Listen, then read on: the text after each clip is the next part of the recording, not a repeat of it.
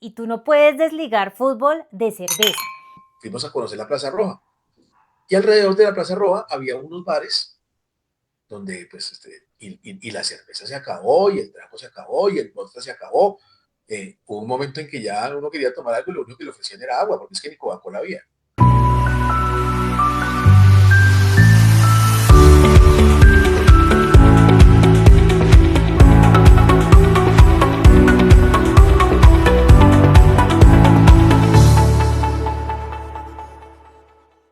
¿Sabías que puedes ver este contenido con subtítulos en tu idioma? Bueno, pues lo podemos hacer y lo primero que hay que hacer es activar las leyendas o subtítulos que identificas en YouTube como CC en el video. Te invitamos a que vayas a la parte inferior derecha de la pantalla y hagas clic en el icono de engranaje. Allí selecciona traducir automáticamente y elige el idioma que prefieras. Así vas a poder seguir la conversación sin importar en qué idioma esté, porque estas historias no tienen fronteras y queremos que puedas entenderlas desde cualquier lugar.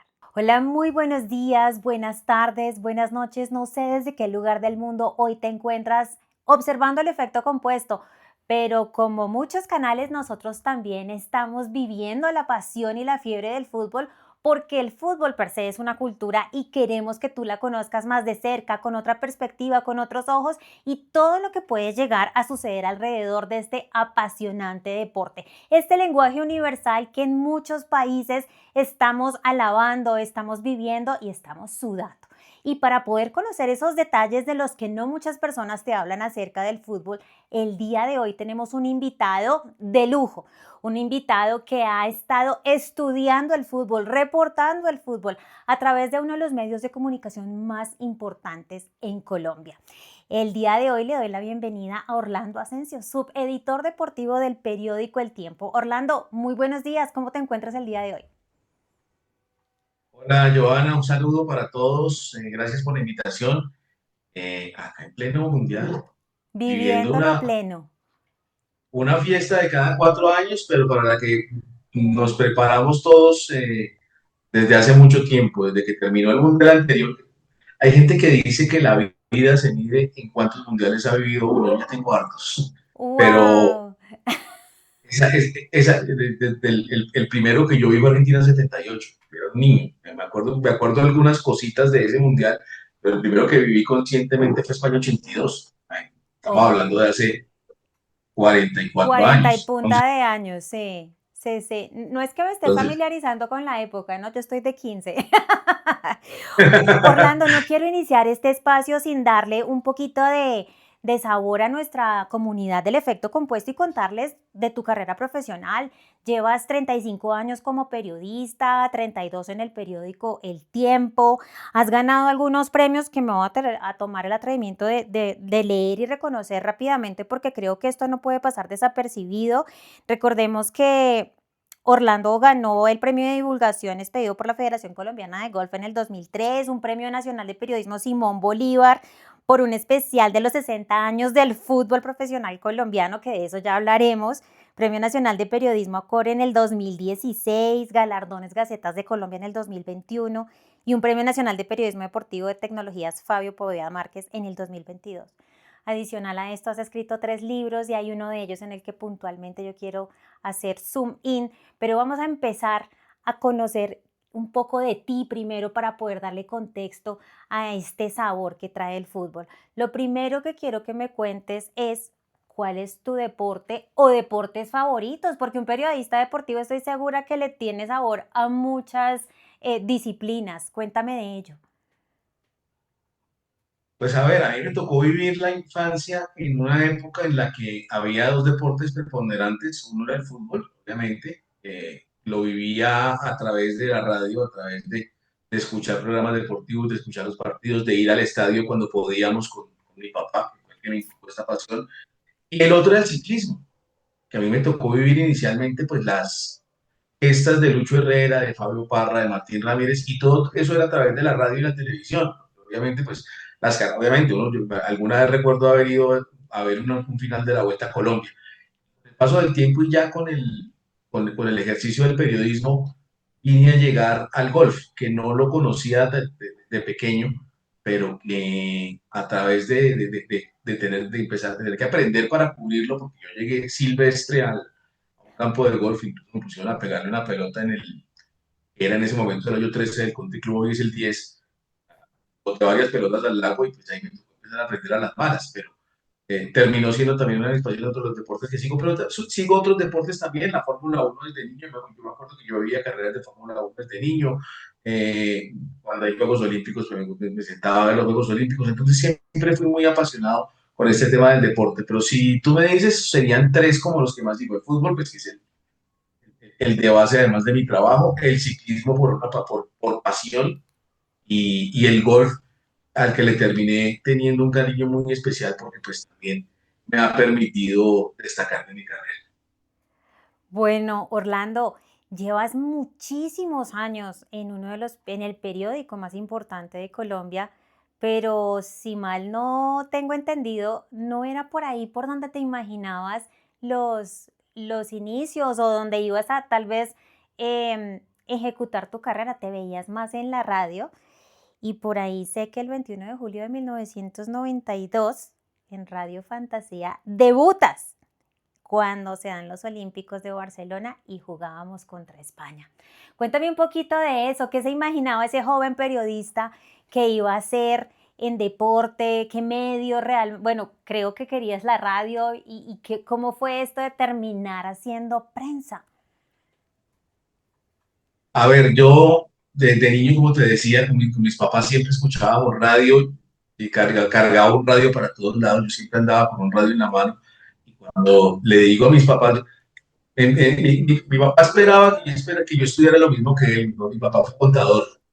Y él decía, porque yo también fui bueno en el colegio para el tema de las matemáticas y en el colegio también me decían lo mismo, que ellos esperaban o que yo estudiara contaduría, que yo hiciera ingeniería. Cuando yo le dije a todo el mundo voy a estudiar comunicación social, todos me dijeron, pero les mostraba el radio y les decía, yo quiero trabajar en radio, yo quiero hacer periodismo radial, quiero hacer periodismo deportivo radial. Yo escuchaba todos los programas, escuchaba la famosa polémica de Caracol donde se agarraban literalmente periodistas de todo el país defendiendo sus equipos, escuchaba los programas, había otro que llamaba Momento Deportivo, un programa icónico de RCN, escuchaba todo, yo me la pasaba con un radio en la mano siempre, pero la vida me fue llevando hacia otros caminos. Comencé en radio en el año 91, un año antes de eso de ese audio que está por ahí subido en mi Instagram, que fue mi primer día ante un micrófono.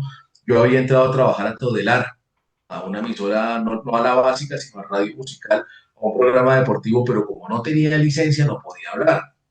A mí me ponían a redactar noticias y el director del programa era que las leía.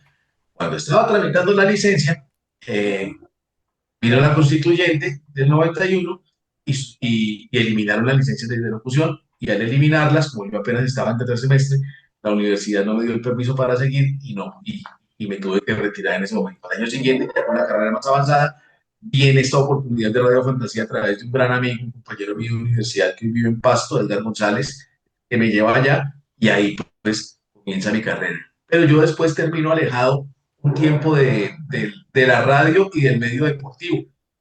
Empiezo a escribir en una revista cultural. Curiosamente, el tema de prensa es a través de una revista cultural, de Agenda Cultural, que era una revista que editaba mi universidad de donde yo salí egresado, la Universidad de Lozano. Y ahí, cuando yo me gradué en el año 94, se da la oportunidad de entrar a la Escuela de Periodismo del Tiempo. Y ahí es donde comienza mi carrera. Hago el curso en la escuela con mis dos maestros de la época, que eran Ana Lucía Duque y Sergio Campo, y en febrero del 95 firmo mi contrato con él.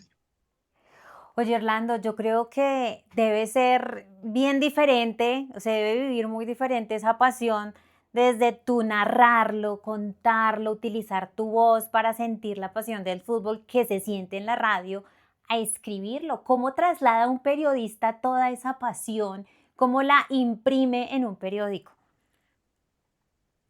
Sí, la radio tiene la ventaja de que a uno el estado de ánimo se le nota cuando habla. Si está emocionado, se le nota. Si está triste, se le va a notar muchísimo. Está enojado, por supuesto que se nota. Y si está eufórico, pues obviamente. El tema y el reto cuando uno escribe es trasladar esas mismas emociones a un texto. y ahí es donde uno tiene que empezar a coger la cancha. Y otro de mis grandes maestros, que fue el que me llevó a deportes, Gabriel Romero, Gallito, que acaba de sacar un libro muy relacionado con todo esto que estamos hablando, que se llama Confesiones de un hincha.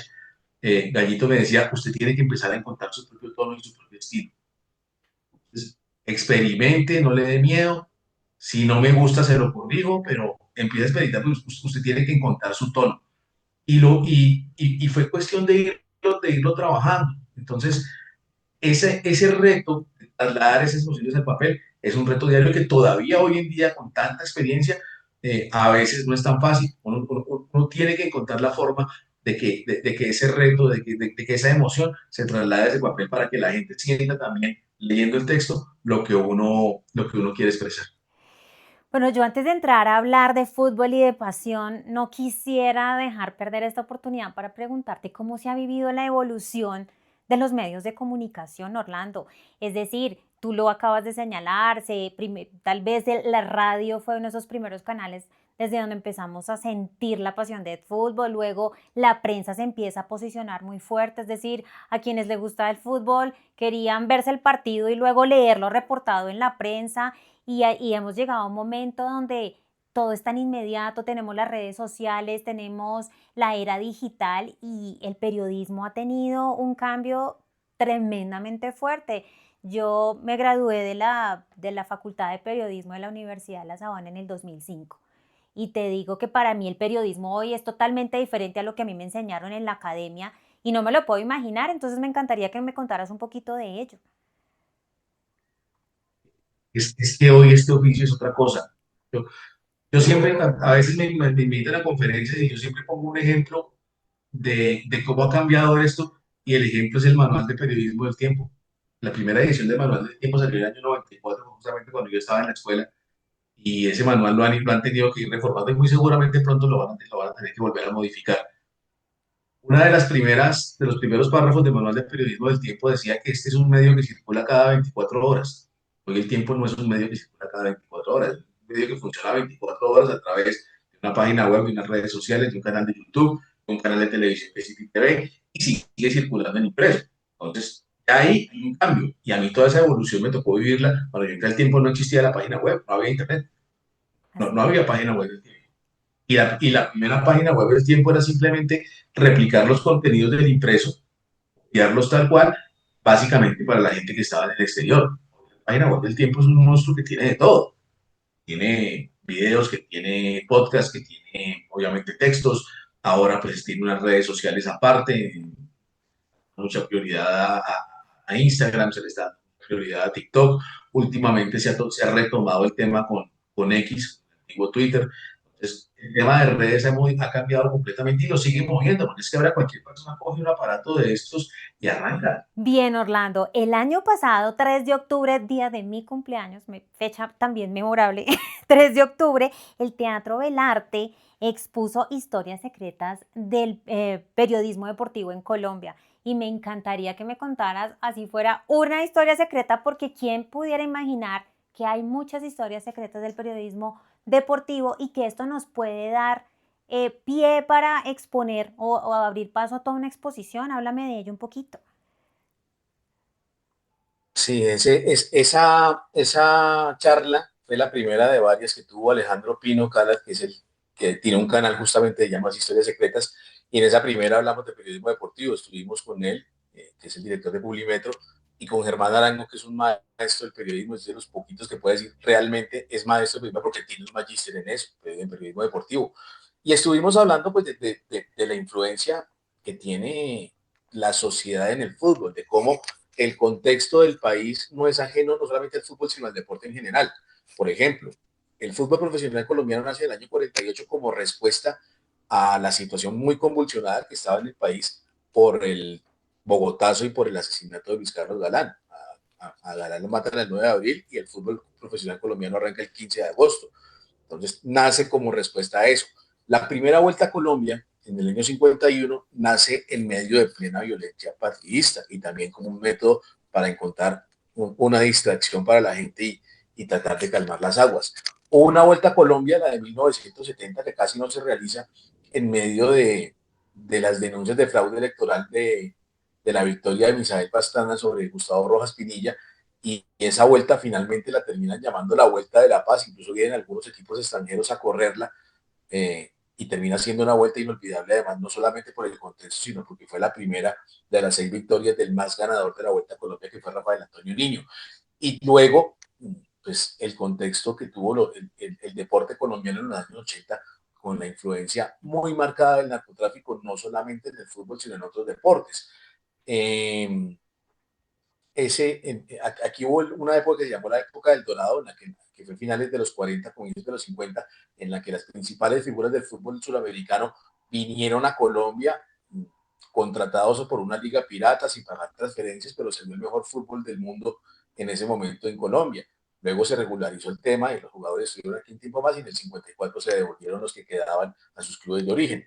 Un segundo dorado, podríamos llamarlo así, pero fue un dorado entre comillas sucio, eh, que fue el de los 80, con la influencia de dinero del narcotráfico. Hay un libro que se llama Los jinetes de la cocaína, que escribió Fabio Castillo, que muestra cómo fue la inversión del narcotráfico en el fútbol colombiano en prácticamente todos los equipos, pero con ese dinero las principales figuras del fútbol sudamericano jugaron en Colombia y brindaron un espectáculo tremendo. Fue la época que América casi se gana la Copa Libertadores, y llegó 3 veces seguidas a la final, pero había equipos tan fuertes como América, como Millonarios, como Nacional, como Santa Fe, pero financiados también con dinero de narcotráfico, y cuando viene la crisis de finales de 80, cuando empiezan a caer los capos, pues ese dinero empieza a salir, y luego esos equipos terminan pagando un karma tremendo, con algunos entrando a la lista Clinton como el América, otros a punto de desaparecer como Millonarios. Entonces ese dorado sucio se terminó pagando muy duro. Entonces ese tipo de historias,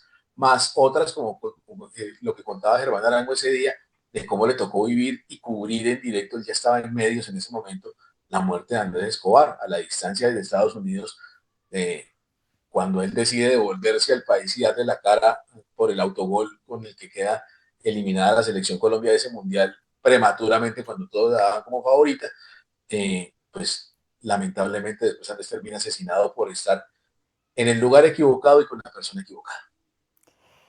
Definitivamente el fútbol es un fenómeno cultural y nos acabas de dar un brochazo súper rápido de cómo impacta en muchas dimensiones, política, económica.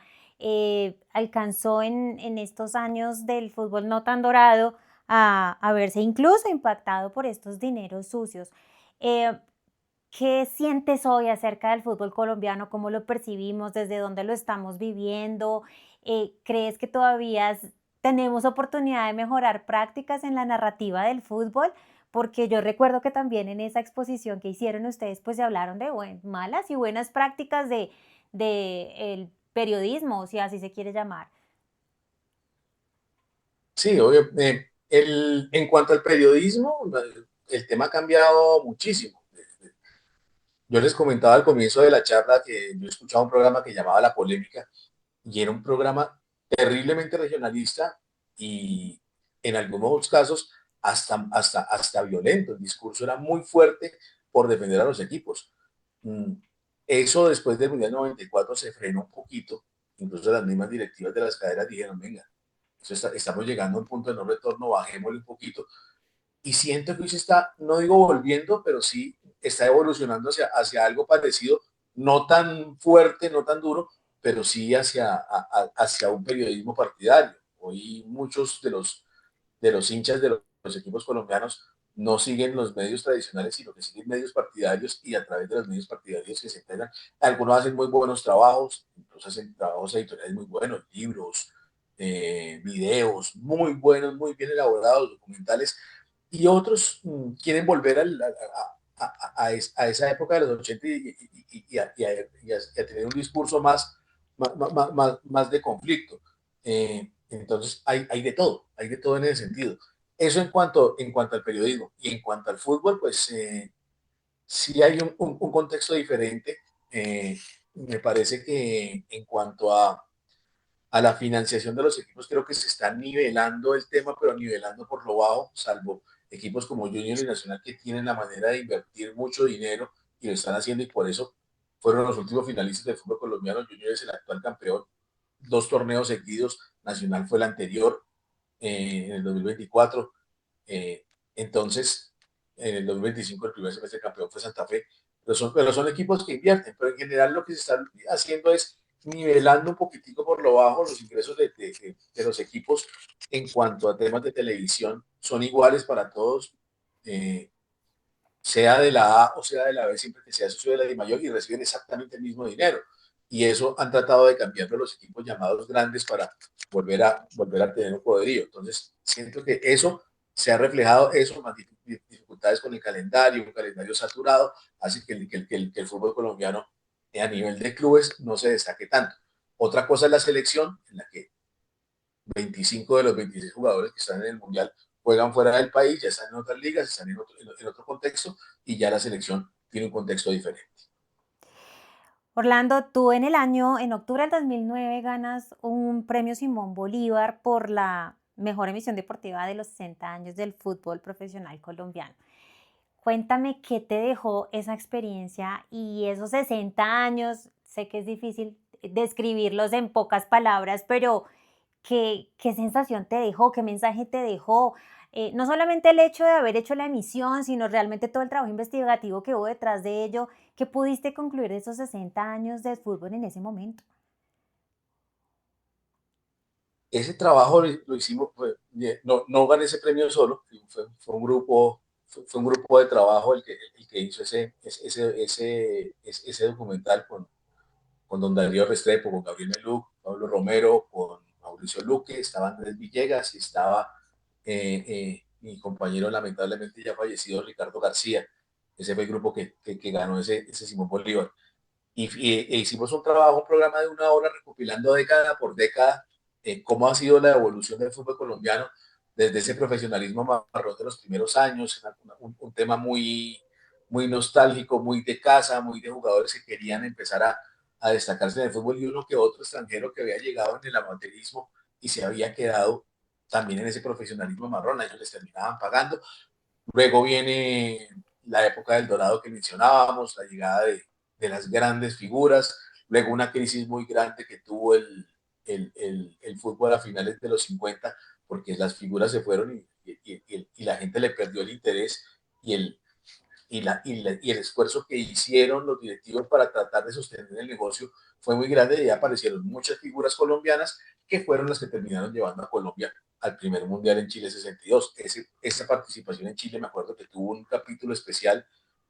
Aún había muchos de los mundialistas del 62 vivos, y logramos entrevistar a varios. Recuerdo que entrevistamos a Caimán Sánchez, a Copetina Ponte, que murió justo cuando estábamos haciendo el programa, al Mono Tobar. Entrevistamos a varios de los mundialistas del 62 contando su experiencia. Luego el fútbol de los 70, que fue cuando comenzó el crecimiento del jugador local, la época de los 80, que se cruza el tema que ya mencionamos de la influencia del narcotráfico con la aparición de la generación que termina llevando a Colombia al Mundial Italia 90, y que nace primero de un suramericano en el 85 que dirige Luis Alfonso Marroquín, la selección Colombia, un sudamericano juvenil que salen varias de las figuras, de esa Arequita, por ejemplo, y luego lo que hace Francisco Maturana con Nacional para llevar primero la Copa Libertadores y luego al Mundial. Y ya la última década, pues eso se emitió en 2008, entonces ya venía el tema de los 3 mundiales en los 90, y luego ese postmundial que vino un recambio muy complicado que nos dejó por fuera toda esa década de la clasificación al mundial, y era cuando comenzaba a salir la generación que luego llegaba al Mundial de Brasil 2014, el suramericano sub-20 del 2005, de que nació la gran base del equipo, a la que luego se sumaron que eran Camilo Zúñiga, Armero, Falcao, Dairo Moreno, a la que luego se sumó James, se sumó Santiago Arias, que fue el equipo que terminó llegando al Mundial de Brasil. Entonces fue toda esa evolución, ver cómo todo ese contexto social, ese contexto futbolístico que tuvo Colombia durante todos los 60 años, fue construyendo lo que tenemos hoy en día, y que seguramente en algún momento habrá que retomarlo y actualizarlo, porque de casi 20 años para acá han pasado muchas cosas. Yo quisiera hacerte una pregunta bien interesante. Tú escribiste un libro que se llama Jueguen Muchachos, destacando a los mejores jugadores que han pasado por el fútbol colombiano.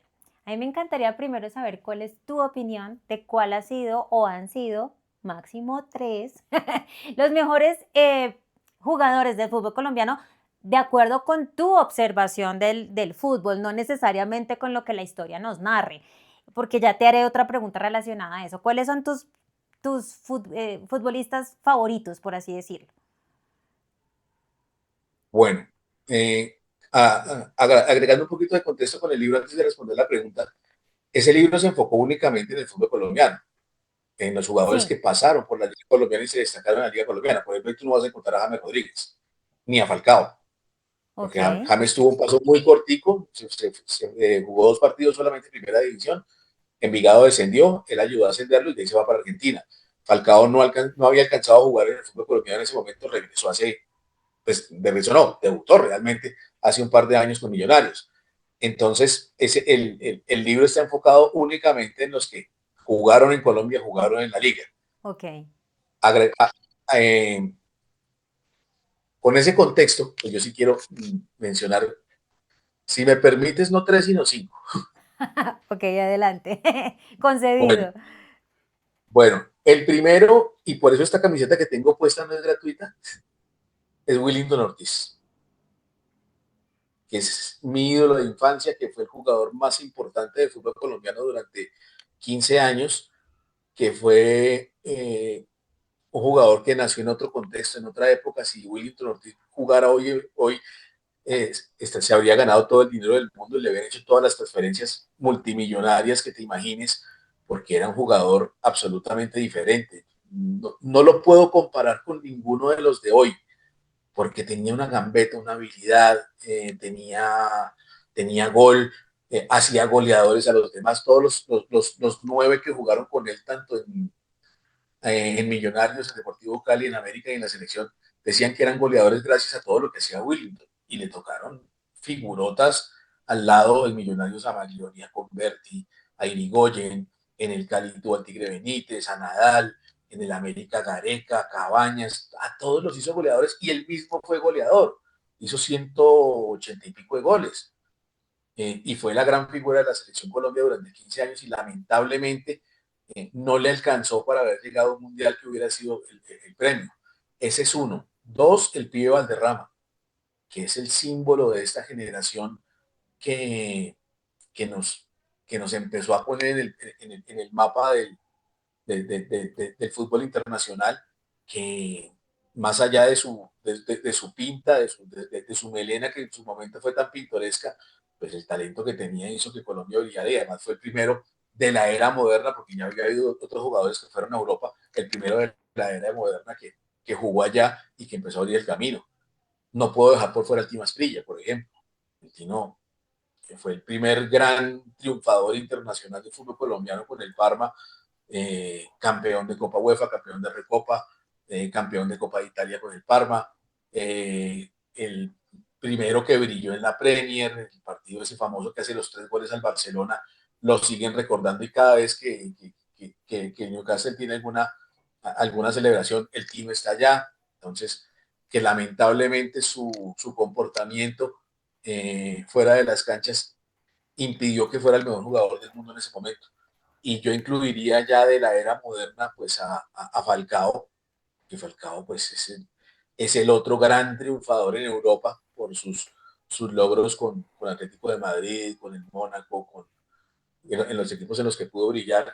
Tal vez ha alargado un poquitico innecesariamente su carrera, pero la primera mitad de la década pasada en la que fue considerado el mejor 9 del mundo no fue gratuito, y el otro, pues James Rodríguez, que yo creo que en contexto de selección es el jugador más importante que ha tenido el equipo. Bueno, hay algo que a mí me llama la atención y tal vez tú tienes una opinión sobre esto. Me hablaste de Willington y me lo pusiste como primero en la lista y me encantaría saber por qué no lo vimos jugar fuera. Porque en el contexto de los años 70, que es cuando aparece Willington debuta en el año 72 y prolonga su carrera hasta el año 88, no era, no era tan fácil ver que se exportaran jugadores al exterior. En ese momento incluso había limitaciones en las ligas europeas para contratar extranjeros. En algún momento Italia cerró fronteras, España en un momento también cerró fronteras, o llevaba solamente jugadores de origen que hubieran tenido algún origen español. Entonces, no miraban mucho hacia Sudamérica, además, pues no, el fútbol no se veía tan fácil como se ve ahora. Para ponerte en contexto de cómo era ver fútbol en finales de los 70, comienzo de los 80, que fue cuando yo empecé a verlo, acá lo que podíamos ver de fútbol internacional eran partidos viejos. Entonces, había un programa que se llamaba Fútbol, el mejor espectáculo del mundo, que emitían los sábados por la mañana y era un partido resumido en una hora.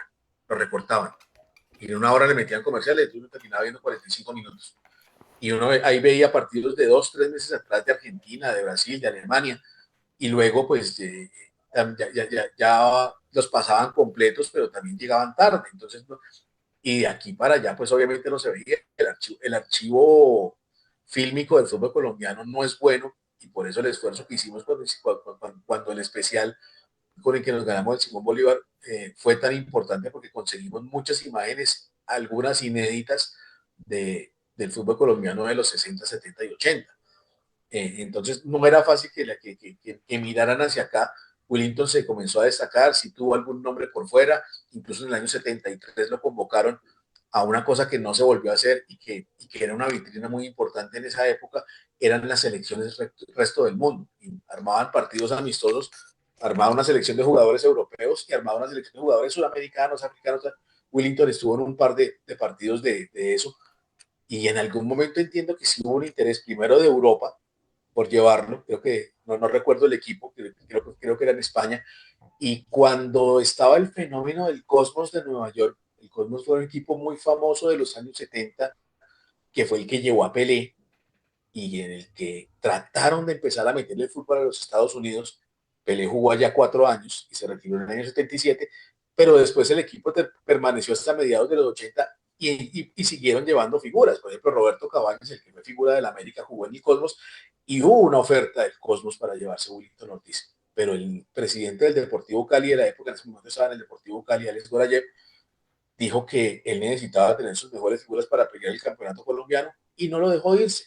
Entonces también era un poquitico de voluntad de los directivos de no dejar salir a los jugadores que se podían destacar. No es que no era un contexto exportador. De hecho, en los 70 solamente un jugador colombiano viajó a Europa y solamente duró un año, que fue Ernesto Díaz, que era un delantero de Santa Fe, que era el otro puntero del equipo subcampeón de la Copa América del 75 con Willington. Fue al estándar del Lieja Bélgica, duró un año y ya en el 77-78 estaba de nuevo jugando en el fútbol colombiano. Entonces no era un contexto exportador como el que tenemos ahora. Bueno, y hay otro jugador que no puedo dejar de mencionarlo y me encantaría que me ayudaras a entender cómo el pibe Valderrama logra tener tanta visualización o tanta visibilidad, más bien, es la palabra, a nivel mundial en una época donde no habían redes sociales. El pibe fue muy importante porque, primero, aparece en un momento en que el fútbol colombiano empieza a crecer. Él alcanza a cruzarse con la generación de Willington. De hecho, ellos alcanzan a jugar 2 partidos juntos en la selección Colombia en el año 85. Cuando Willington está saliendo, Willington se retira de la selección ese año y está entrando el pibe que recién aparecía en el Deportivo Cali después de haber jugado en el Unión Magdalena y de haber tenido un paso por Millonarios que no fue muy afortunado por diferencias con el técnico y por un problema de adaptación a la ciudad que le costó mucho. Él va al Deportivo Cali y ahí lo llaman a la selección por primera vez. Cuando él aparece en el Cali y cuando viene la Copa América del 87, que ya ese torneo se empieza a transmitir en el exterior, ahí se empiezan a dar cuenta de que existe este jugador colombiano y no muchos otros con mucho talento que estaban creciendo, que en ese momento eran muy jóvenes. El pibe tenía 25, 26 años cuando va a esa Copa América del 87, y ahí es donde empiezan a fijarse no solamente por el tema de su melena, de su pinta, de que además pues, jugaba en un contexto en el que todo era muy formal. Él jugaba con la camiseta por fuera, que en ese momento no era normal, hoy todo el mundo lo hace, con las medias abajo, jugaba sin canillera. Entonces ese, esa figura llamaba la atención, pero más que eso llamaba su juego. Era un jugador brillante. Y entonces es donde sale la primera transferencia de la época moderna de la selección Colombia, si es que le podemos llamar así, que es cuando se va él a Francia, al Montpellier, en el año 88. Con lo que recibe el Deportivo Cali por su venta, construyen la sede deportiva que tiene hoy el Deportivo Cali en Pance.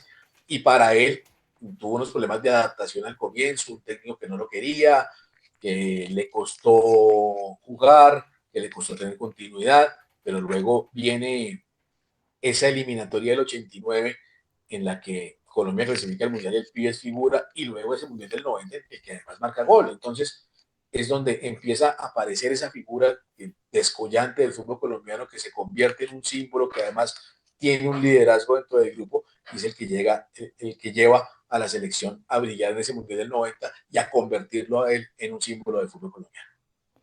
Orlando, tú has tenido la oportunidad por la naturaleza de tu trabajo de viajar y de reportar fútbol y más adelante vamos a entrar un poquito en ello, pero me encantaría que me dijeras cuando tú viajas al extranjero y hablas de ser un periodista colombiano, ¿cuál es el jugador que más te menciona? La gente piensa en periodismo, fútbol, ¿qué jugador es lo primero que le llega a la gente?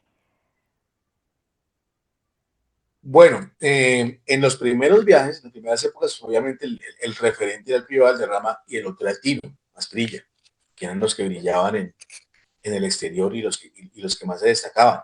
Luego, con el paso del tiempo, mucha gente, el punto de referencia del fútbol colombiano fue Falcao, por todo lo que logró en Europa, por lo que hizo con el Atlético de Madrid, básicamente, también lo que había hecho con el Porto. Es que el momento de Falcao y de James coincidieron en el Porto, que ganaron la Europa League, que también estaba Freddy Guarín, terminó siendo muy importante y terminó teniendo un contexto muy, muy importante para la selección. Y hoy en día la gente sigue preguntando por James, más allá de que el presente de James no es el mismo, James sigue siendo un referente.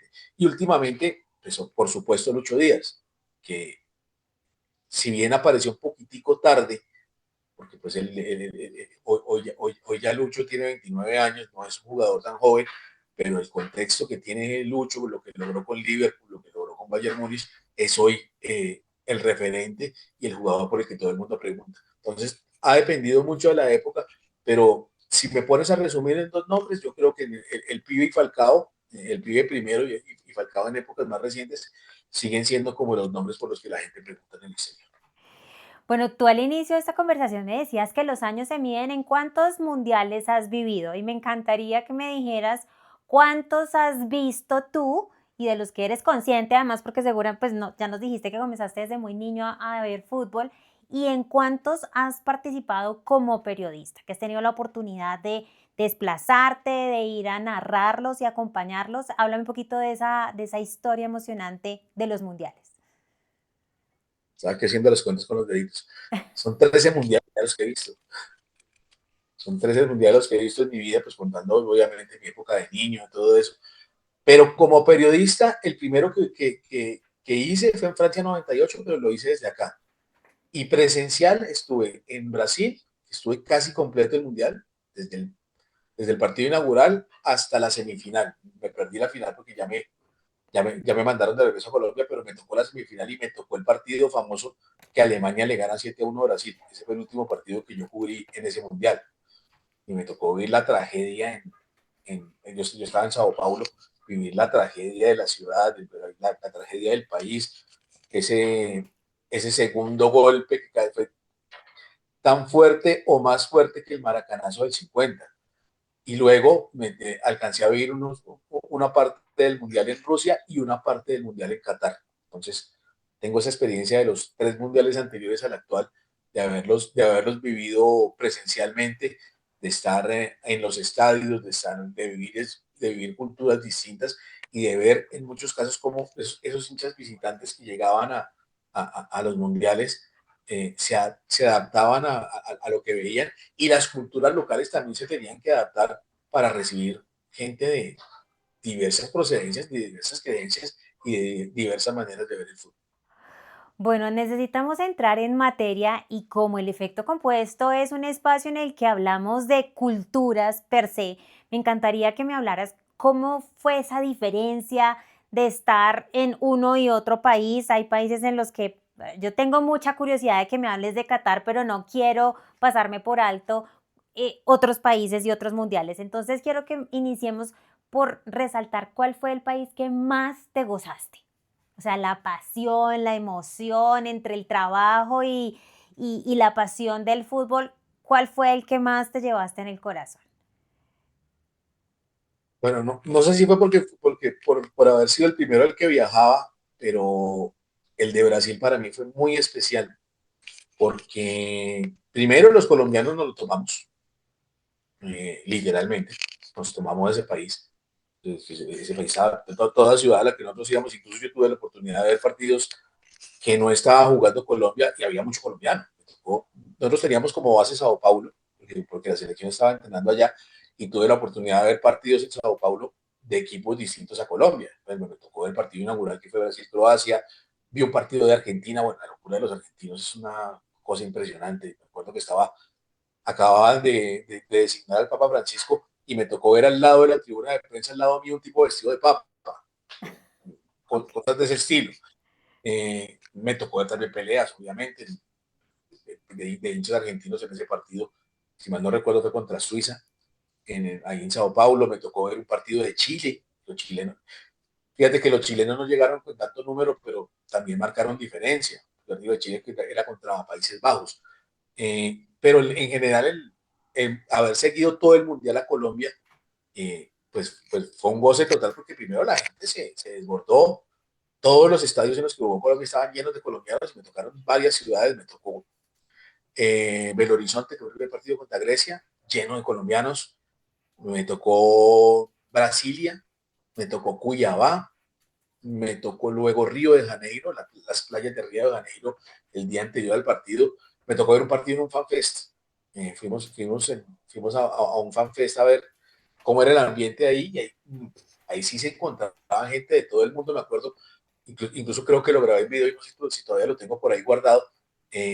Un hincha alemán y un hincha costarricense se cruzaron, no, ninguno hablaba el idioma del otro, a punta de señas se entendieron y terminaron cambiando las camisetas. El costarricense se llevó la del alemán y el alemán se llevó la del costarricense, se dieron un abrazo, se tomaron una cerveza y se fueron. Cosas de ese estilo, ese cruce de culturas, sobre todo en esos escenarios como los FanFest. Eso fue en Sao Paulo. Me tocó otro en Río de Janeiro, que además era en una playa, entonces una locura. Todo el mundo desbordado, todo el mundo, además hinchas de todo el mundo, de todos los países. Obviamente mucho colombiano, pero gente de todas partes, mucho brasileño. El brasileño se involucró mucho en ese mundial, cosa que no vi, no vi tanto en los siguientes.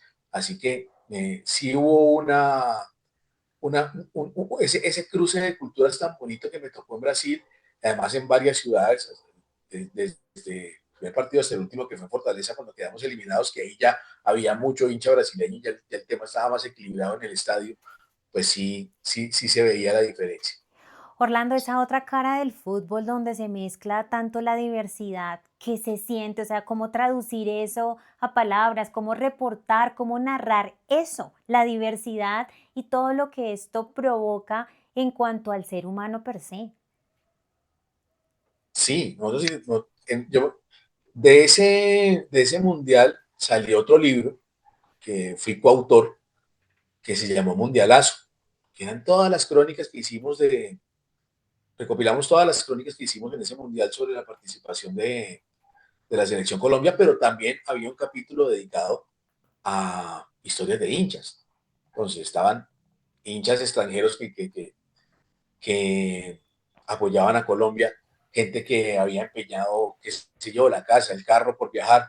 Hicimos la historia de un muchacho de Villavicencio que conozco hace muchos años, que se llama Nelson Bobadilla, que además es coleccionista de camisetas, tiene 2000 camisetas de todo el mundo, es un loco. Pero el tipo además alquiló un carro y se la pasó viajando por Brasil en el carro, recorriendo todos los estadios, y vio como 20, 25 partidos del Mundial. Entonces, el tema cultural, el tema fue una locura. Eh, ver gente, ver familias completas durmiendo en los aeropuertos, porque pues, los desplazamientos eran largos. Yo me acuerdo de haber hecho un viaje como de 4 horas interno en Brasil para ir a ver un partido de Colombia, y ver gente durmiendo en los aeropuertos, ver gente casi apostada ahí, solamente mirando cómo se podía mover, gente que se movía en buses. Sí, ese tema de la pasión de la gente por buscar un espacio, por llegar a un partido, y luego 4 años después yo voy a Rusia y pues yo digo, no, aquí no va a haber tanto colombiano. Mentiras. El primer partido de Colombia se jugó en Saransk, que era un pueblo pequeñito, hagan de cuenta, más pequeño que Armenia, una cosa así, por el estilo. Y el anillo de seguridad alrededor del estadio eran 3 4 kilómetros. Para llegar al estadio tocaba caminar 3 4 kilómetros. Bueno, empezamos a caminar, tan los que fuimos, tan, tan. Cuando yo empiezo a ver colombianos, colombianos, colombianos, colombianos, colombianos, colombianos, 40.000 colombianos en Saransk. Y usted, esa gente, ¿cómo llegó hasta acá? Entonces, esa fue otra locura. Y el estadio de Saransk, en Rusia, a, qué sé yo, 10.000 kilómetros de Bogotá, lleno de colombianos. Decían, esto es una locura, cómo la gente se mueve por esto, cómo la gente se enloquece por esto. A mí me llamó mucho la atención eso después en Rusia, cuando vi eso. Y ya después cuando voy a Qatar, pues, no, Colombia no clasificó, pero había colombianos allá y con la camiseta de Colombia nos veía uno. Y, y me tocó el primer partido de Ecuador y los ecuatorianos también desbordados. Y los brasileños, porque me tocó ver un partido de Brasil en Qatar también, eran 20.000, 25.000 brasileños. Entonces yo decía, esto es una pasión, la gente se mete mucho en este cuento del fútbol y de los mundiales por seguir a su selección. Bueno, a mí eso me llama mucho la atención porque además Latinoamérica es una región del mundo que de repente parece tener la impresión de no tener tantos recursos, ¿no? Y nos imaginamos que la gente no tiene literal dinero para moverse a este tipo de eventos que requiere tanta logística, tanto dinero, tanta paciencia, tanto aguante, porque lo que tú dices es cierto, o sea, la gente a veces en busca de seguir su itinerario tiene que hacer sacrificios bastante fuertes en materia de dónde duermo, hasta en la calle he escuchado que la gente duerme o pasa la noche porque no encuentran un hotel, literalmente no hay dónde hospedarse. Entonces, eh, ¿qué pensar de todo esto de que se dice que no hay dinero, pero de repente llega un evento como la Copa del Mundo y no solamente Colombia? Estoy segura que este fenómeno ocurre, perdón, dije Latinoamérica, este fenómeno ocurre en muchas otras regiones del mundo que se presumen no muy bollantes económicamente, pero al final la gente sí hace presencia allí. ¿A qué se debe eso? ¿Tú crees que realmente la gente ahorra durante 4, 5, 10 años para llegar a un mundial o que las hace movilizarse de esta manera? Yo sí sé que hay gente que planea su vida en torno a un mundial y que trata de tener su ahorro, su dinero guardado para que en caso de que el equipo clasifique, poderse desplazar. Y no solamente colombianos. Es que, mira, por ejemplo, el fenómeno que acaba de pasar en este mundial con los escoceses. Escocia no jugaba en el mundial de Francia 98 y llegaron, qué sé yo, 40.000, 50.000 escoceses a Boston, este último partido que jugó Escocia, y se agotó la cerveza. Ahora, ese es otro tema, el tema del consumo de alcohol en los mundiales es una cosa de locos, y ya les cuento la historia de Rusia, de la Plaza Roja. Eh, Se agotó la cerveza en Boston. No había cerveza para darles a los escoceses porque los escoceses se las acabaron y dicen que se tomaron 45.000 litros de cerveza esta semana.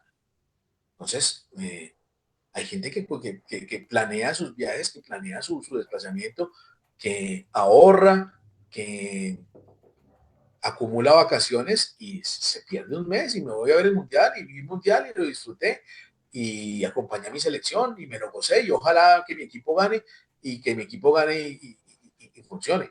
En el mundial del 94, por ejemplo, que uno de los grandes errores que tuvo la selección fue concentrarse en un hotel que estaba lleno de hinchas. Entonces contaba Oscar Córdoba que él se subía al ascensor a su cuarto a descansar y se encontraba con 4 hinchas colombianos con la peluca de Viva del Derrame con media aguardiente, cosas de ese estilo. Entonces la gente sí se desborda con ese tema, la gente sí planea, ahorra. mm, Hay unos que tienen más recursos, pues obviamente lo pueden pagar mucho más fácil, pero hay gente que sí se endeuda y que saca créditos para ir al mundial. Tocaste un punto que creo que me familiarizo yo más con él y es la cerveza. Yo empecé a tener más conciencia de la cultura futbolera Orlando hace muchos años cuando viví durante algunos años en Inglaterra. Y tú no puedes desligar fútbol de cerveza. Quiero que me hables por supuesto, de la experiencia que me señalas de Rusia, pero no puedo pasar por alto Qatar, porque para mí sigue siendo un gran interrogante cómo fue posible llevar a cabo un mundial de fútbol desligado de un elemento tan importante como la cerveza. Háblame de eso. Eso de Qatar fue una locura. Eso de Qatar fue una locura porque pues hay un tema contractual con, con la FIFA y es que siempre hay una marca de cerveza patrocinadora. En el caso de Qatar tenían ya todo montado para vender cerveza alrededor del estadio. Yo me acuerdo que yo vi las casetitas de cerveza alrededor del estadio donde se hizo el primer partido, que fue Qatar-Ecuador, y resulta que faltando una semana, pues la legislación qatarí es supremamente eh, dura en cuanto al tema de consumo de alcohol y no se pudo vender cerveza en los estadios de Qatar. ¿Qué hacían los que podían? Yo me acuerdo que ese Mundial de Qatar coincidió con mi cumpleaños. Entonces, otro periodista colombiano que iba conmigo dijo, Camine, lo invito a tomarse un trago. ¿Y en dónde? Pues aquí en el hotel venden. En los hoteles estaba permitido el consumo de alcohol. Obviamente pagaba uno precios carísimos. Yo no me acuerdo cuánto le costó Impensables. el impensable. Me acuerdo que me tomé un whisky, me acuerdo que a Juan Manuel, que fue el que me invitó a ese whisky, le costó carísimo ese whisky. Pero la terraza donde estaba era una terraza además con una vista muy bonita, la que estábamos en ese hotel en Doha, estaba llena de hinchas tomando alcohol y sobre todo mexicanos. Me llamó mucho la atención. Era mucho mexicano el que estaba en ese hotel tomando trago. Y ahí voy a la anécdota que les mencionaba del tema de Rusia. Eh, el viaje que yo hice al Mundial de Rusia era invitado por una marca, no estuve todo el Mundial, pero entonces había un día que era de turismo. Fuimos a conocer la Plaza Roja. Y alrededor de la Plaza Roja había unos bares donde pues la gente estaba lleno de mexicanos. Y, el, y la cerveza se acabó, y el trago se acabó, y el vodka se acabó. Hubo un momento en que ya uno quería tomar algo y lo único que le ofrecían era agua, porque es que ni Coca-Cola había. Claro. Así era el tema del desborde del consumo del alcohol y el consumo de la cerveza, que es un elemento muy ligado al deporte y no solamente al fútbol. Si tú vas a un partido de béisbol, un partido de las grandes ligas, lo primero que tú vas a buscar es una cerveza y un perro caliente. Y eso, Sí. y eso es cultural. Eso la gente va preparada a eso, al perro caliente y a la cerveza. Entonces, es un tema que siempre está ligado al fútbol y que Qatar fue un mundial sui generis por el hecho de que el consumo del alcohol en el estadio estaba prohibido. Se intentó vender cerveza sin alcohol y creo que finalmente no se hizo. Si mal no recuerdo, no se vendió cerveza sin alcohol. Entonces la gente le tocó a punta de agua y a punta de Coca-Cola. Entonces, ese fue un mundial bastante particular en ese sentido. Bueno, yo quiero recordarle a nuestra comunidad y contarle, más que recordarle, es contarle que tú eres uno de los periodistas deportivos que mayores estadísticas trae en su cabeza y creo que lo hemos podido observar a lo largo de esta charla y es que tienes fechas, datos, jugadores, etcétera. Me encantaría saber si de casualidad tienes estadísticas de el Mundial de Qatar, de repente disminuyó el número de espectadores de pronto por un hecho como ese, diría la gente, yo que me voy a ir a ver un mundial donde no me dejan disfrutármelo al calor de una cerveza. ¿Eso pudo haber pasado o el fútbol per se ya lleva a la gente solita sin importar las reglas a las cuales estemos sometidos de alguna manera? No, fíjate que no terminó afectando. Eh, ese mundial de Qatar tuvo un promedio de asistencia de 53.000 espectadores por partido. Y en la final entre Argentina y Francia había 80.000 personas. Y de los 80.000 eran 50.000 argentinos. Entonces, eso finalmente no terminó afectando mucho. Obviamente las distancias eran muy grandes, los costos eran muy grandes, pero ese Mundial de Qatar tuvo una particularidad y era que fue un Mundial muy fácil de ver para el hincha que quería ir a ver fútbol, porque todo el Mundial, todos los estadios estaban en un rango de 50 kilómetros y uno se podía mover en metro entre todos los estadios. Entonces, uno podía ver 2 y hasta 3 partidos por día si tenía la oportunidad, si tenía las boletas. Y si estaba acreditado también.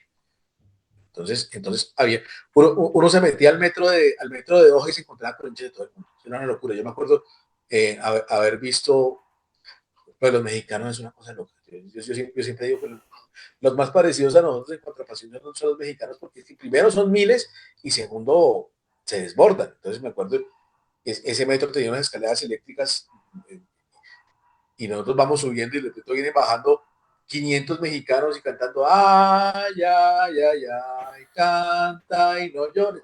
Una locura, una locura. Entonces, no afectó. A mí me parece que lo de Qatar no afectó.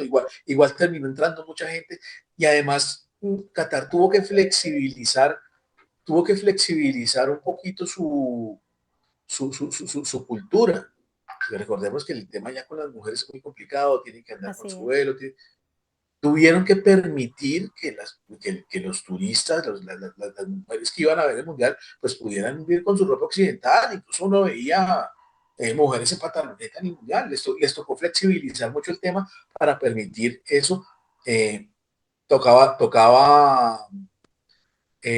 tramitar un documento que se llamaba el Fan ID, que hacía las veces de visa, y con ese Fan ID uno entraba todo. Entonces uno lo cargaba en el celular con un QR, entonces se lo exigían entrando al estadio, entrando a la tribuna, 2 o 3 veces dentro del mismo estadio le exigían el Fan El ID, Fan ID. y eso hizo también que mucha gente pudiera entrar. En Rusia ya habían hecho lo mismo. Yo me acuerdo que yo fui a Rusia y no tuve que tramitar visa, con el Fan ID entré y no tuve problema. A diferencia de este mundial que ha sido traumático con el tema migración, porque las autoridades griegas son otra cosa y hasta los mismos equipos han sufrido. Lo de Rusia y lo de Qatar fue mucho más flexible y por eso hizo que mucha gente también pudiera asistir. Orlando, a mí me encantaría que de pronto me ayudaras a identificar qué otros elementos se hacen comunes entre culturas a la hora de celebrar un evento como lo es el Mundial. Ya identificamos que la cerveza es algo que es muy común a pesar de restricciones y demás, pero que otros elementos tú dices en un Mundial no falta esto y no importa de dónde vengas, no importa a quién le juegues, esto está presente en un Mundial. Yo diría para comenzar camisetas, pero ayuda, tú eres coleccionista además. Entonces, cuéntame qué elementos no dejan de ser comunes entre culturas. Bueno, lo primero que mencionaste es efectivamente las camisetas. Yo me acuerdo que yo en Rusia tuve la oportunidad de ver partido Portugal-Marruecos en Moscú, en el Estadio Luzhniki, donde se jugó la final. Y yo llevé una camiseta de la Selección Colombia de la época, nuevecita, tal, sus etiquetas, tal, buscando a quién me la cambiara. El día del partido con Japón en Saransk, los japoneses no me la cambiaron. Pero al día siguiente voy a Moscú, voy a ese partido, y el que sí me cambió la camiseta de Colombia fue un hincha marroquí. Y por ahí tengo la camiseta de Marruecos guardada todavía, que cambié con ese hincha marroquí. Esa camiseta la tengo aquí guardada en la colección. Entonces, el tema de las camisetas es lo primero. Lo otro es la música.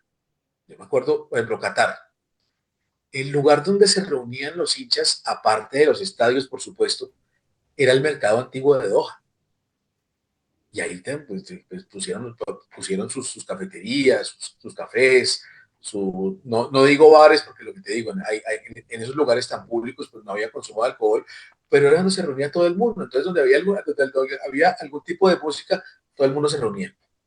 Entonces, si estaban, me tocó el día que Arabia le gana a Argentina, vamos caminando por el mercado de Doha, fuimos a dar una vuelta, cuando de pronto vemos 500 árabes cantando y Wow. celebrando el triunfo contra Argentina. Y todo, y con túnicas, y llevaban los instrumentos, ¿no? Una locura. Yo creo que la música es otro elemento que une. Obviamente vi mariachis en En Doha. Doha, vi, vi grupos de samba, que había brasileños también por ahí. Vi los argentinos, pero ya con sus cánticos de cancha. También había muchos argentinos contacto. Yo creo que la música también es otro elemento en común. Y lo otro es la pasión. De todas maneras, el hecho de cruzarse con la gente, poder hablar, aunque sea punta de señas, hacerse entender, ese cruce de culturas en los mundiales no deja de ser interesante y sobre todo en zonas como los FanFest, que en Qatar no los vi, pero en Rusia y en Brasil sí existían, y que hacía que pues mucha gente se pudiera reunir y ver los partidos en paz, tranquilos, sin peleas, y cruzarse con gente de otro país y tomarse una cerveza juntos. Entonces, creo que eso es lo que lo resume todo, la pasión. La pasión es ese lenguaje universal que nos une. Me encanta eso. Cuéntame de estos viajes que has hecho o si no has sido dentro de tus viajes, no quiero dejar de preguntar, ¿cuáles han sido los mejores estadios que has visto? En infraestructura, en, no sé, en qué servicio adicional, algo adicional que los haga diferentes de lo que conoces o de lo que tú mismo pudiste experimentar en tus viajes. Yo dividiría eso en dos partes. Uno, estadios históricos, estadios con mucha tradición, con mucha relación con la cultura futbolística y otros por su espectacularidad. Yo quedé muy impactado con varios estadios sudamericanos a los que fui ya, no en Mundial, sino en Copa América o en eliminatorias. Por ejemplo, el Centenario de Montevideo es un estadio que es un estadio viejo, que es un estadio que tiene casi 100 años, pero tiene toda la historia del mundo y uno siente el aura cuando lo pisa. De hecho, el estadio Centenario tiene debajo de la tribuna principal, un museo espectacular en el que muestran toda la memorabilia y toda la historia del fútbol uruguayo, que es el que vaya a Montevideo es un plan recomendadísimo si le gusta el fútbol. El Monumental de River, antes de la ampliación actual, no lo conozco ahora que le ampliaron la capacidad, pero el Monumental de River es un estadio con mucha aura, era Bombonera, por ejemplo, conocida Bombonera. No me tocó en partido, pero fuimos a visitarla con mi compañero que viajamos a esa Copa América, con Gabriel Diseño, y sin ser ninguno de los dos de Boca, la Bombonera tiene una cosa especial, sin ser un estadio bonito, sin ser un estadio moderno, pero es que el barrio, recorrer caminitos, recorrer todos los alrededores y el estadio como tal tienen un aura total a fútbol. Me tocó conocer en algún momento en una Supercopa de Alemania el estadio del Borussia Dortmund, el, ese se llama el Signal Iduna Park ahora, y tiene una tribuna que tiene muchísima historia, que es una que llaman el muro, que es donde está donde se hace la barra brava, por llamarla de alguna manera, del Borussia Dortmund, una tribuna de un solo tendido, pero caben 30.000 personas y que en partido es impresionante. Me tocó vivirlo en esa Supercopa de Alemania que jugaba contra el Bayern Múnich.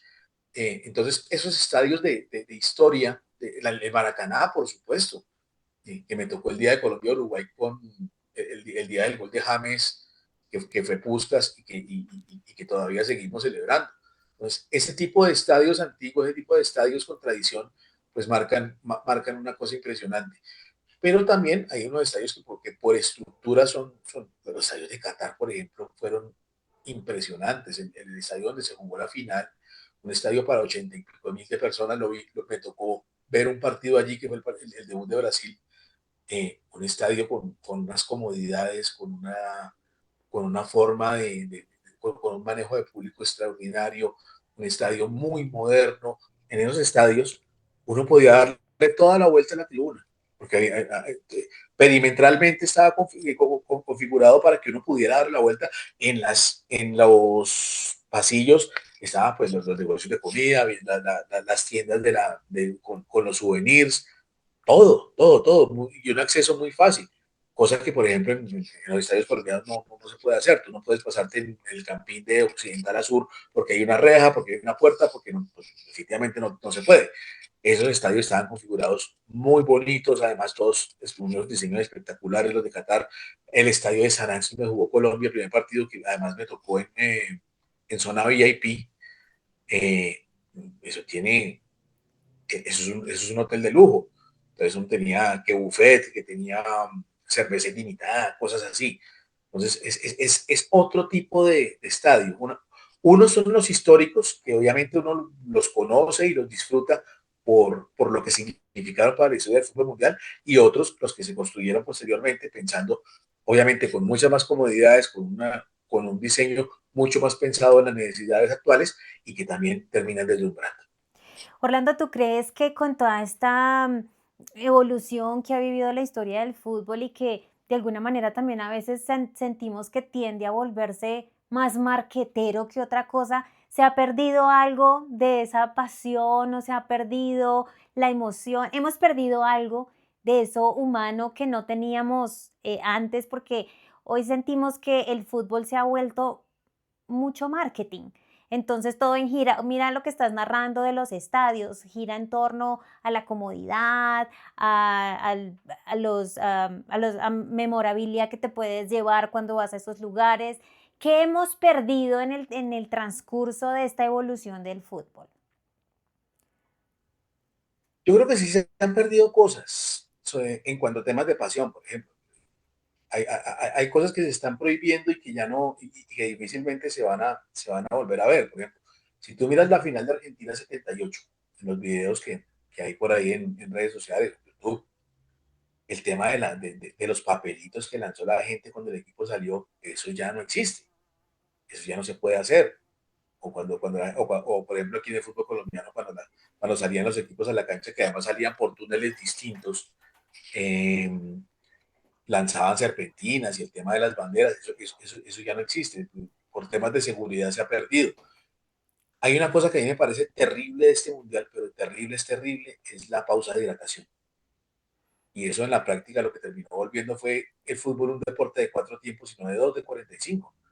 Se termina partiendo el partido en la mitad supuestamente para que los jugadores se rehidraten, pero eso en la práctica lo que es una pausa comercial, para que miran 2 minutos de comerciales. Eso me parece una muy mala decisión. ¿Qué más se ha perdido? Eh, el fútbol para tratar de evitar problemas de seguridad que todos sabemos que existían y que hubo tragedias muy terribles en el fútbol ya no es tan popular en el sentido de que ir a un estadio, pagar una boleta y sobre todo en ese tipo de torneos es una inversión muy grande. Hoy no es barato ir a fútbol. Y lo digo en todos los países. Aquí en Colombia es muy caro ir a fútbol. Yo que a veces quiero ir con mis hijos, con mi hijo o con mi sobrino, que es otro que le gusta el fútbol, y a mí una ida a fútbol con ellos me vale 500.000 pesos. Entre boletas, la comida, el parqueadero, entonces, y en los mundiales pues ni se diga. Imagínate lo que estaban pagando todavía para una boleta para el partido de Colombia-Portugal, que hablan de boletas de $10.000. Están diciendo que para la final hay gente que las está revendiendo en 500.000, en $1.000.000. Entonces, esa inflación del fútbol me parece que le ha quitado pasión y me parece que le ha quitado popularidad. La gente termina viéndolo por televisión porque no tiene cómo acceder a los precios que se están pagando en el fútbol hoy en día. ¿Tú crees que la forma de reportar el fútbol hoy también ha cambiado? Es decir, que ustedes los periodistas, además de narrarlo, de comentarlo, de hablar de los directores técnicos, de los jugadores, además tengan que empezar a incorporar en su narrativa justamente este tipo de temas de marketing, de dónde adquirir esto, lo otro. No sé, ¿han tenido que incorporar narrativas que realmente no eran del deporte? Sí, porque además ha cambiado mucho el tema en cuanto al acceso al jugador. Hoy es mucho más difícil acceder al protagonista, no solamente en los mundiales, en general con el fútbol. Para uno, antes yo me acuerdo cuando yo comenzaba en esto, uno podía ir a los entrenamientos de los equipos de Bogotá para sentarnos en el medio local. Entonces, primero, uno podía ir todos los días. Segundo, uno podía ver la práctica. Y tercero, uno podía hablar con el que quisiera. Hoy en día, el acceso es 1 o 2 veces por semana máximo en una rueda de prensa y le ponen un jugador, máximo dos, o el técnico. Y al final del partido, lo mismo. Entonces, una rueda de prensa y una zona mixta donde estamos 500 micrófonos por un solo jugador. Entonces, ya el acceso, las entrevistas individuales son cada vez más difíciles. Son cada, para tramitar una entrevista individual con un jugador no tiene que manejarlo a través de una oficina de prensa, a través de un empresario, pedir un permiso, decirle, mire, yo quiero esta entrevista porque este medio tiene tantos seguidores, tiene tanta circulación, y esperar si responden o no responden. Entonces, ¿quiénes se han ganado ese espacio de las entrevistas? Los influencers. Wow. Y ahí es donde, y ahí es donde la forma de manejar el tema ha cambiado completamente. Los que hoy entrevistan a los jugadores son los influencers y les salen es a ellos porque saben que ellos tienen millones de seguidores y que no les van a hacer preguntas incómodas. Entonces, eso ha obligado a que los medios, a que los periodistas tengan que buscar otras cosas que contar porque ya las entrevistas no existen o existen muy poco o solamente está lo que está en zonas mixtas y en ruedas de prensa. Entonces ahí es donde vienen temas de mercadeo, temas de marketing, temas un poco más light, tratando de encontrar pues otro tipo de historias para contar. A nivel de periodismo deportivo, tal vez eso hace que ustedes, los periodistas, prefieran la narrativa de otros deportes, Orlando. No sé, en tu caso de repente prefieras el golf, que te permite justamente ese contacto directo con el protagonista de una jugada. Hay deportes que son más accesibles a las figuras. El golf, pues tengo la experiencia con el golf y con el golf me dio bien porque yo, pues no digo levanto el teléfono y me contestan de una, pero es mucho más fácil el acceso al protagonista. Con el ciclismo se ha vuelto también difícil, pero no al nivel de dificultad que tiene el fútbol. Entonces sí, en otros deportes la facilidad es un poquitico más grande. Por ejemplo, mi compañero que cubre deportes a motor ha tenido la posibilidad, pues obviamente tramitando la entrevista a través de empresarios o del equipo con pilotos de Fórmula 1. En algún momento nosotros sacamos a Valtteri Bottas, nos sacamos al chico este que está de líder del campeonato, a Kimi Antonelli. Entonces, ese acceso al protagonista es mucho más fácil en deportes distintos al fútbol. El fútbol se ha vuelto mucho más complicado y como te decía hace un momento, tiene más facilidad de acceso un influencer que un periodista a un personaje de este tipo. Bueno, Orlando, voy a empezar a darle un poco de cierre a este espacio, pero no me puedo ir sin preguntarte algo que para mí resulta inquietante, importante y algo a lo que tú le has hecho una gran obra y es contra todo pronóstico. El fútbol hoy lo vivimos a través de figuras increíbles a quienes amamos, pero todos ellos son hombres. Y las mujeres todavía vamos muchos pasos atrás para lograr algún día de repente tener el peso que tiene el fútbol masculino en un mundial. Me gustaría que me hablaras de este libro, porque allí trataste de explorar en esas luchas, en esos conflictos, en esas polémicas que se generaron en el fútbol o que se han generado en el fútbol femenino. Obviamente Colombia entra a ser un protagonista importante. ¿Qué se necesita? ¿Qué tanto tenemos que recorrer? ¿Cuántos años le ves a las mujeres para llegar a ese paso que hoy tienen los hombres? Pues, a ver, lo primero que a mí me sorprendió cuando empecé a hacer este libro era que, bueno, todos teníamos el origen del fútbol femenino y de la selección Colombia en los años 90. Y resulta que aquí desde los años 40 el fútbol femenino, incluso desde más atrás, pero pues registrado, en los años 40 en Barranquilla, en Cali, en Bogotá, hubo las primeras manifestaciones de fútbol femenino. Y desde ese momento tuvieron que sufrir primero con un estigma porque pues las veían como ellas mismas, con varias de las pioneras que tuve la oportunidad de hablar, de entrevistarlas para el libro, me hablaban de que las calificaban de mariñas, de marimachas, de machorras. Entonces, ese primer estigma fue el primer problema. El segundo, pues que nadie les creía.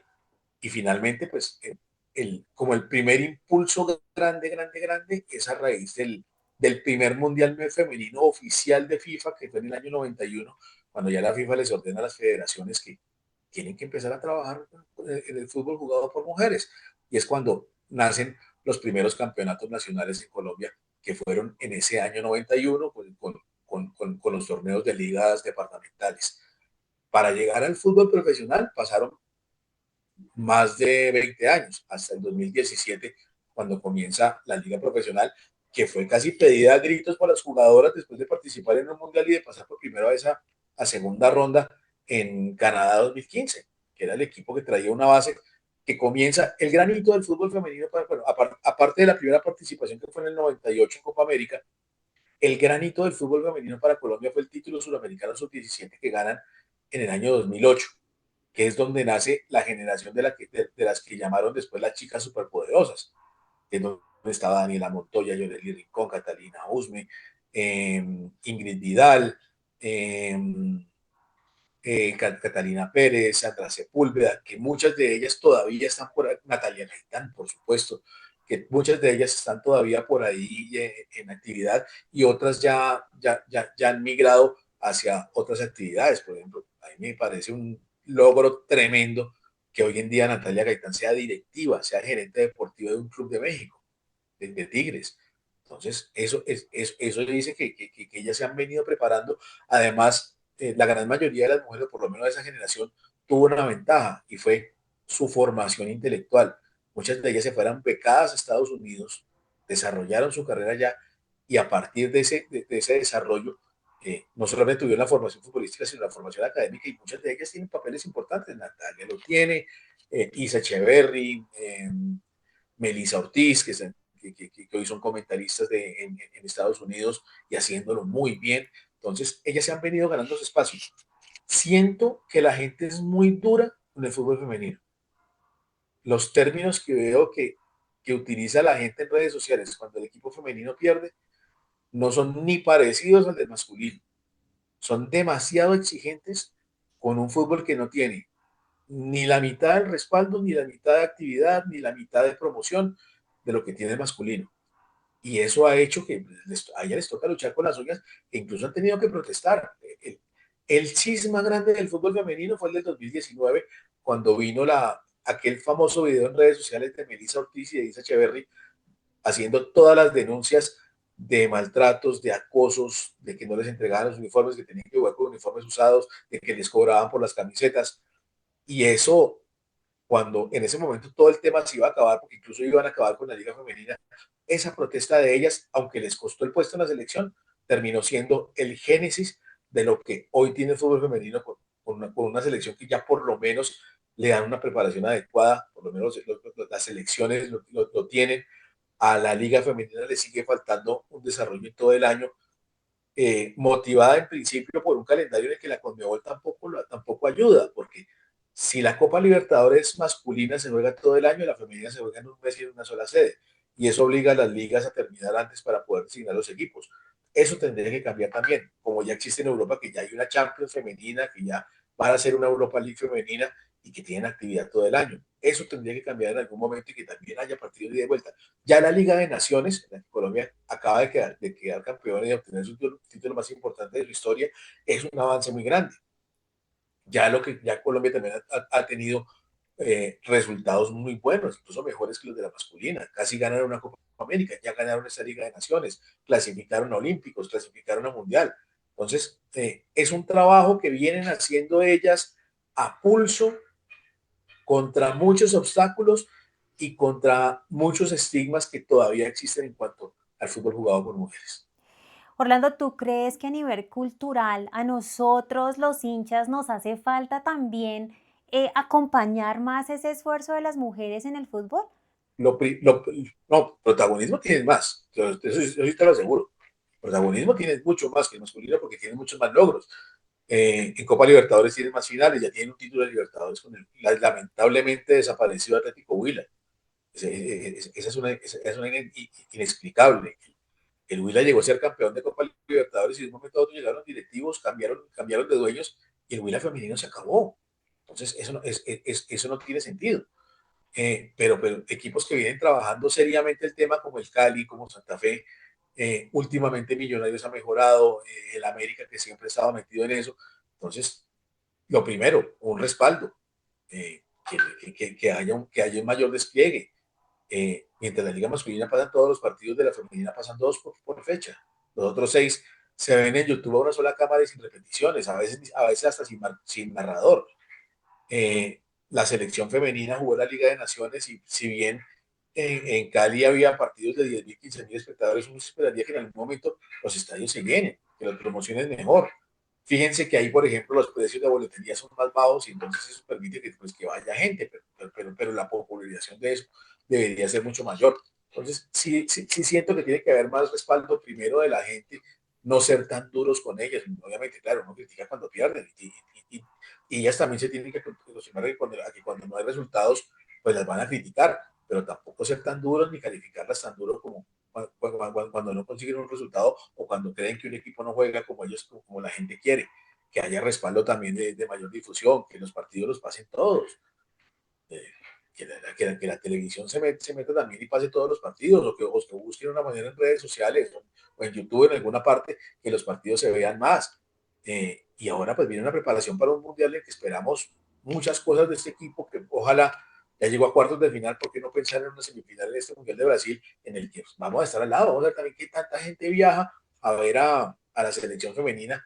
En el de Australia ya hubo gente viajando, no al nivel de la masculina, pero ya la gente se empezó a meter en el cuento y mucha gente también viajó a ese mundial a verlas jugar y a verlas triunfar, porque fue un mundial muy bonito el que hizo Colombia en el 2023. Bueno, Orlando, pues yo te quiero dar las gracias. Aquí nos pudiéramos quedar todo el día hablando de estadísticas, de datos curiosos, pero en realidad quiero darte las gracias por traerle al efecto compuesto una visión diferente, una cultura diferente de cómo el fútbol realmente entra a cambiar la manera como nos relacionamos, entra a ser un lenguaje universal, aunque creo que hoy me voy con algo diferente, hoy me voy con que es la pasión, el lenguaje universal que une a las personas que acompañamos este tipo de eventos.